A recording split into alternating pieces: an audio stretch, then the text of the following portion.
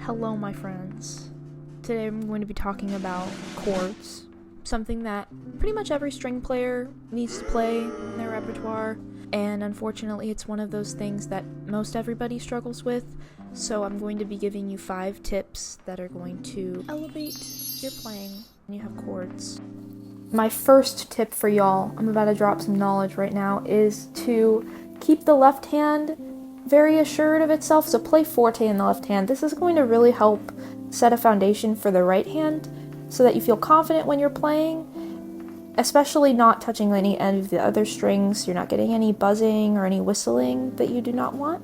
The next is, you can see here that I'm moving a lot and my fiddle is moving down when I go to reach over to the lower strings. You do not want to do that. So for this, you're going to grab a friend or you're going to find a wall. You're going to keep the scroll stationary so that the instrument is stable and you're having to move your arm and know the planes of the strings and feel what that feels like.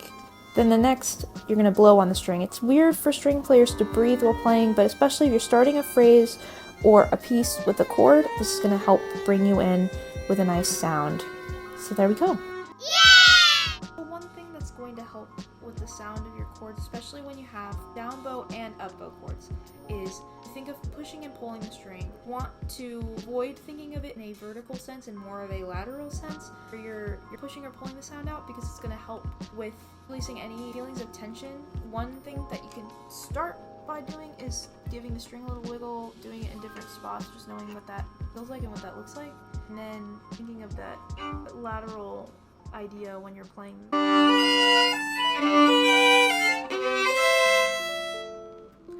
This is the last idea that I'm going to give you today, and I saved it for last because it is really more of an artistic decision that you make when you're playing chords, and that is specifically how you're going to play them.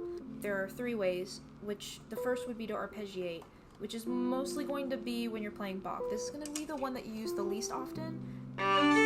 You'll play all of the strings separately. You can do it at varying speeds. It adds a little bit of variety, which you won't use it as often as you would, say, if you were breaking it. This is the second way. You can break it a number of ways, but most of the time it is going to be just 2 and 2. Last way is to play them all simultaneously. And for that, you're going to be near the fingerboard because the plane of the strings is a little flatter, and you can wrap the hair of the bow around it a little easier to get a nice, big, warm, crunchy sound. So those are my 5 tips. I hope that you found one that resonated with you or that is helping you right now. I certainly have used all 5 of these in my own playing, and I know for a fact that you will also encounter them in your playing as well. Most of us do. Thank you for listening, and happy practicing.